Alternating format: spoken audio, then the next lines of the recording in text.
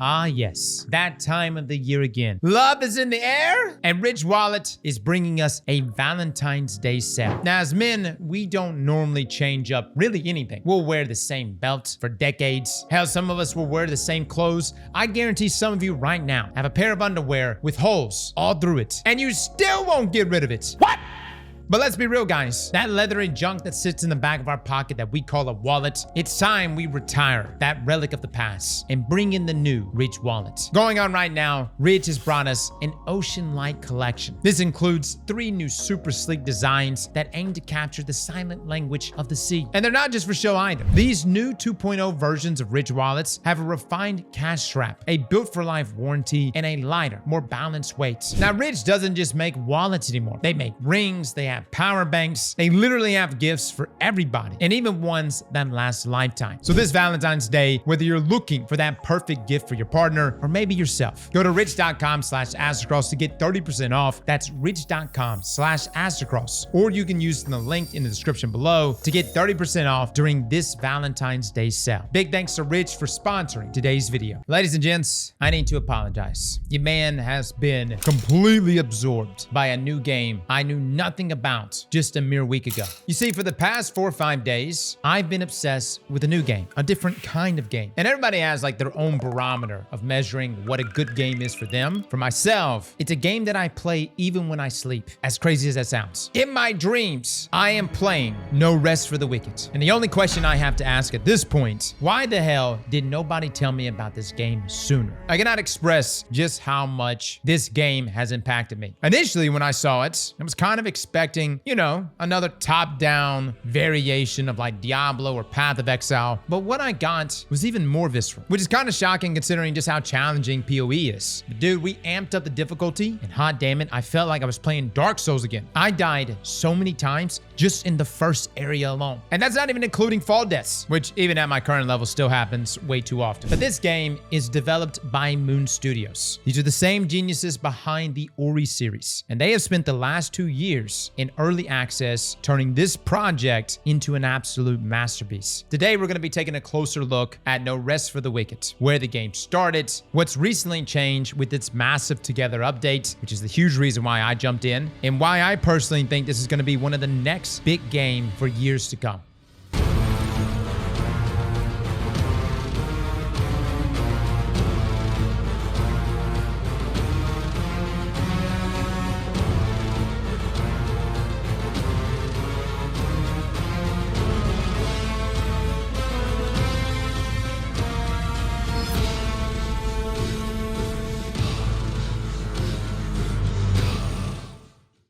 Now, to truly understand this game, we really have to understand the studio itself. Moon Studios gave us the Ori series, some of the most beautiful and tightest platformers ever made. Thomas Mahler, who is the creative lead, once said that Ori was essentially their Mario, and he wanted to see what happened if they made their Zelda. You see, they started prototyping this way back in 2015. They wanted to move away from smaller allegories to an epic fantasy saga inspired by the likes of A Song of Fire and Ice and Shakespeare. And you could feel that weight in the story. The pestilence ravaging the land, the corrupt church, and the political power struggle after the king's death. But then comes the big shift. You see, they aren't just making a single player game. They took what they learned with their Wellsprings Glade city building in Ori 2 and then turned it into a full-blown town management system in No Rest for the Wicked. See, you aren't just a warrior. In this instance, you're kind of the savior of a city called Sacrament. And I'll say that most games, when they introduce social areas like these,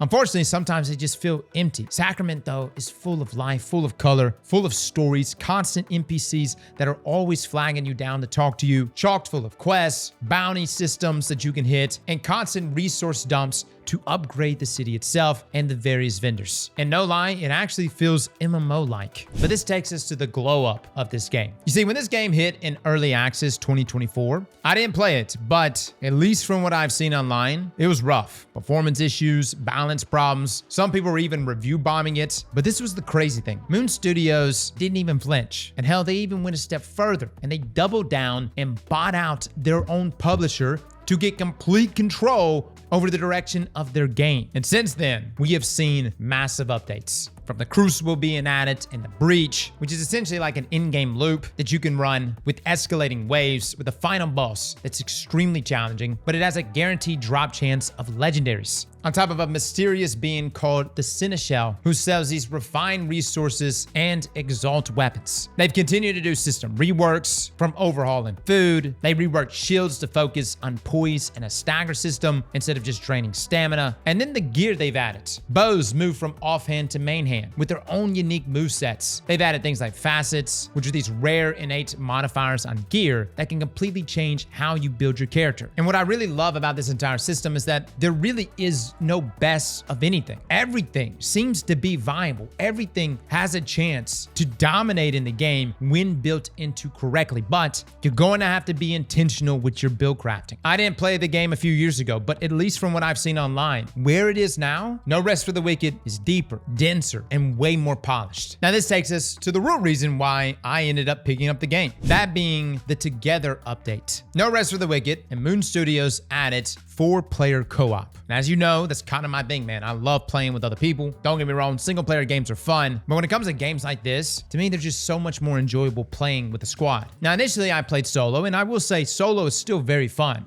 But man, when you start to throw in multiple people, this transforms the experience. And the way Moon Studios is handling the realm system, I think is really good. You see, it's a shared world. You and your friends can pull together your resources, you can trade with one another, you can bring items to one another, and you're literally just progressing through the world together. For instance, we needed to buy a manor in Sacrament. I didn't have any money, so I dropped 15 silver for Mont here, and Mont made the purchase. And look, you're gonna wanna buy a house, because you got a lot of loot, and you're gonna need to do a lot of crafting. So much so that we ended up buying 2 houses. One we live in and one we work in. And from decorating your house to building chests for storage to even trying to squeeze into the same bed, this update is that social RPG experience that I absolutely love. Now I will say that's not the selling point, although that is a great part of playing this game. Running around and playing house with your friends is a good time and all, but at the end of the day, that's not why I'm playing games. Hell, I can go play any other survival game and play house by myself as much as I want. No, what really pulls you in is the combat. This right here, guys, is the bones of the game. You see, on the surface, it does look like it's gonna be another Diablo, but if you go in there with this mindset, you're gonna get humbled real quick. This is a tactical ARPG. Every swing has weight. Every roll consumes stamina. Most importantly, every enemy, even the lowly hollows at the start, can end your run if you get greedy. Which is why I said at the beginning of this video, this game feels more like Dark Souls than it does Diablo or PoE. You're gonna be looking at your enemy, watching for certain tells. You're gonna be timing your parries. You're gonna be managing your poise. And if your poise breaks, you're staggered. And in this game, a stagger is a death sentence. Now granted, I know I'm playing on the hardest difficulty here, and if you do tone things all the way down, you'll be able to just freely get through this game pretty easily. But on the highest difficulty, which is what I'm on, outside of it being flat out hardcore, this game is brutal. And can I just say, I absolutely love that. Now, I do want to mention you do get benefits for playing on the hardest difficulty. For instance, you get 20% extra XP, which is pretty substantial in my opinion. But I just think that this is really one of the best ways to play the game. I've seen people say online that playing on the easiest difficulty makes the game feel boring. And I just gotta say, guys, if that's the case, amp the difficulty up. It keeps me on my toes, man. Now this takes us to the build crafting. This is where the complexity of the game really starts. Pretty much the moment you open that character menu. You've got your standard stats, things like strength, dexterity, intelligence, faith, but it's how they interact with the weight classes that changes everything. For instance, lightweights grant you quick step. Medium weights, you get the classic fast roll. Heavyweights, you're fat rolling, boys. And believe me, when you've got deadly enemies coming down on top of you, fat rolling is brutal. Now, like all other games, there is a rarity system here when it comes to our gear. But it's not as simple as say like other games that have different color rarities, where it's like blue is better than green, purple is better than blue, so on and so forth. In this game, you have something called facets. These are essentially innate modifiers that are baked into the weapon's DNA. For instance, you might find a claymore with a leeching facet, and that will heal you on every hit. Or you may find one with shocking facets that adds chain lightning to your heavy attacks. But then there's another system called the rune system. This is where you can slot active abilities onto those weapons. And that's where you start to see that the build potential in this game is damn near infinite, because everything starts to become valuable. Every weapon you ever see, you look at it not for what it is, but also what you can extract from it. Perhaps it has a really good rune you can take off that weapon, and you can now apply that to another weapon that molds perfectly to this build that you're using. Now, you don't have the obvious loot ladder that you see in other games, as every rarity brings something unique to the table. For instance, white common items are the most customizable, allowing you to socket 4 gems of your choosing into them. Blue items take away 3 of those sockets, replacing them with enchantments that offer more specific buffs. Then you have plagued items. These items are even more rare. They have a single socket slot and have the potential for more potent enchantments, but they also come with a negative modifier. And there's a way in which you can actually re-roll each of these attributes, essentially choosing your negative modifier. And you normally want to go for the one that doesn't hurt you the most, or at least doesn't hurt your current build. Now, we also have legendary gear. These are static drops that come with unique perks, and in many cases are build-defining pieces. For instance, I got this bow right here that shoots tracking arrows, and even with this legendary, you can still manipulate it. For instance, I gave it fire infusion, and this still keeps the intrinsic tracking while also giving me fire arrows. What I really like about this, though, is that all of the gear, for the most part, can be tinkered with. There's items that let you change or add more enchantments, items that turn white items into blue, so on and so forth. All of this on top of a rune system, which allows you to pull those runes directly from other weapons and apply them to whichever weapons you want, or at least within the weapon type that it allows. This is the type of thing that adds true itemization depth. And keep in mind, fellas, the game isn't even fully out yet. We have this much depth in early access. And with the Together update, you and your squad can literally pick roles. Even though the class system in this game is very loose, you can pretty much use and play whatever you want to play. But if you got a full squad, you can definitely identify with either being like a tank or a glass cannon mage. Hell, I was playing ranger a bunch, and I would sit in the back of the map with my bow, which, yes, had tracking fire arrows. But here's what's so crazy. As good and as strong as I felt, right around the corner would be something that would mess me up and bring me right back down to earth. I'm sure there's going to be a point in this game where I'm like, yo, I'm so strong, I can take anything. But what I love is that it seems like it's going to take a long time to get to that point, which is a wonderful thing to have in a game, especially with one that needs longevity. You want it to mean something to be good at this game. And I think Moon Studios has really nailed that here with the build diversity and depth that they have present and no rest for the wicked. Now, if a social RPG with great combat was all that this game was, then I would probably just say that this is a good game, but not necessarily a great game. But this is the part that really takes this game to greatness, and that's the world of the game itself. You may be looking at some of this gameplay and thinking to yourself, this looks like it's a moving painting. And yeah, that's just the vibe of it. That's the art direction.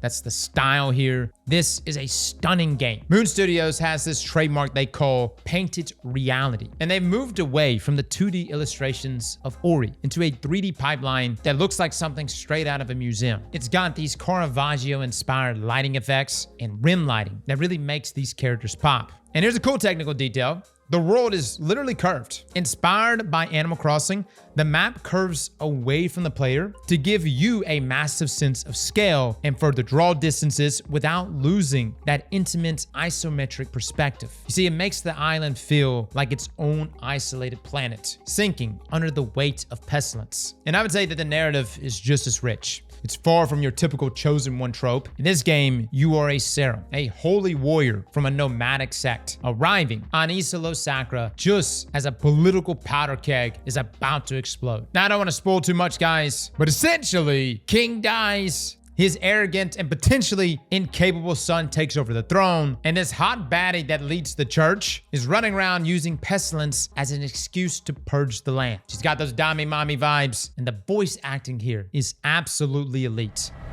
The pestilence is a punishment upon those who have lost their faith. Is it now?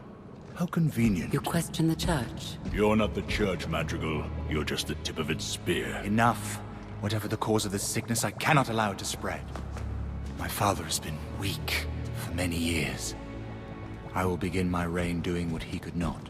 Now, they haven't officially released the full credits list for every NPC yet, but many in the community have already spotted some of these legends. We're talking about potential appearances from Keith Silverstein to Boris Heistan to Aaron LaPlante to Celine being voiced by Christina Giagos. And for some of you that have already played this game, you probably can feel it, man. Like the narrative is almost like Shakespearean in a way. It's heavy, it's dramatic, but it makes every quest feel like it has actual weight because it does. You're in a dying world. Sure, we're trying to get out there and get as much loot as we can and get the best gear possible. We're not just out here clearing dungeons. We're witnessing the fall of a kingdom, which is why each one of these cutscenes carries so much weight. Now, the interesting thing about all of this is that even though this sounds like a complete package, what you're playing today in No Rest for the Wicked is going to be vastly different from what you're going to play when the 1.0 version of this game fully drops. You see, this version of the game is roughly only like 30, maybe 40% of what the complete game is going to be. No Rest for the Wicked is still currently in early access. And right now, we are officially on the road to version 1.0. Thomas Mahler has confirmed that the game will jump from its $40 early access price to $60 at full launch to reflect its status as a premium title. Now, the roadmap to launch includes expanded story. So essentially, they're going to be adding more chapters and map regions to explore beyond just Isla Sacra. They're also adding farming. Yes, a full farming system to supplement the gathering and crafting that we already have. They're adding PvP. Not really sure what's all going to be included in PvP, but I'm being told a 1v1 system or even a team-based arena system. And then, of course, they're going to be launching it on console, which is when I think this game is going to explode. Yes, it will launch on PS5 and Xbox Series X and S when that 1.0 release occurs. Now, I mentioned earlier that there really isn't a class system in this game. You can pick whatever weapons you want and roll with whatever armor pieces you want to use as well. But from what I've seen online, it seems like Moon Studios is going to be pivoting a bit going into its 1.0 release. You see, they've stated that the current attribute system, that being like things like strength, dexterity, faith, etc., was too restrictive and often confused players who would equip weapons they didn't have the stats for. Now, how it's going to work is you won't necessarily pick a class at the start. Instead, classes will act as like guidelines or jobs that you level up simply by using a specific weapon archetype. Kind of sounds familiar to like Final Fantasy XIV. Now, the traits overhaul that they're going to be doing is that attribute requirements for gear are expected to be replaced by level requirements. So instead of just dumping points into strength, you'll then earn class points to unlock unique character traits. And essentially, once you master a class, you can then carry its perks over to other classes to start creating hybrid builds. So for example, you can master the Assassin for its sneak attacks and then bring those perks over to a heavy knight build. So far, it has been confirmed that we are going to have 40 plus archetypes when 1.0 releases, which is crazy, guys. Now here's just a few of the heavy hitters that are planned for that 1.0 release. You've got the Knight, which has high survivability, and essentially the lower your health goes, the less damage you take and the more damage you deal in return. You've got the Paladin, which is a charged attack class focused on smites, retribution, and party auras. The Plaguebearer, which is a high skill affliction class where you poison yourself to then passively infect and melt enemies near you. We also have the Dragoon, which is a long-distance melee class that uses spears, where your damage increases the further you are from a target. We have a Stormbringer class, which is a crit-focused class that shocks enemies who hits you and then uses chain lightning thunderbolts. And the Cleric, which is a dedicated support-focused class where hitting enemies drops focus orbs for your teammates to collect. So what you're experiencing right now, this version of No Rest for the Wicked is only going to get deeper the closer we get to that 1.0 launch. Now you may be wondering, when is that 1.0 launch coming? It's presumed late 2026, potentially early 2027. So the biggest news about No Rest for the Wicked isn't what the game is right now, but what the game is going to be. With the class system coming in 1.0, the moving away from just stat dumping into those Final Fantasy Tactics style jobs where we master weapons, then unlock game-changing traits with 40 archetypes to choose from. This is the evolution that I believe is going to make No Rest for the Wicked one of the biggest games out there. Now, does that mean you should wait until the 1.0 launch to play? It's completely up to you guys. Moon Studios has even hinted that characters will be wiped at 1.0 for a fresh start for everyone. But honestly, guys, considering just how much fun I've had playing it right now and how much the game is going to change at that 1.0 launch, you're going to be experiencing potentially an entirely different game. And I actually want to have this experience here just to carry over to when the full game launches. And the beautiful thing is right now it's actually cheaper to buy the game than it is to wait for that 1.0 release because the price does go up to $60. My verdict on this one here is that No Rest for the Wicked is a game worth experiencing this year, a game that is only only going to get better. It's a beautiful world with a ton of depth. It's got co-op features now that allows you and your friends to play together, and I'm really excited to see what Moon Studios continues to do with this game. Fellas and ladies, thank you all for coming and watching, and as always, Slap that like button like your mama told you right.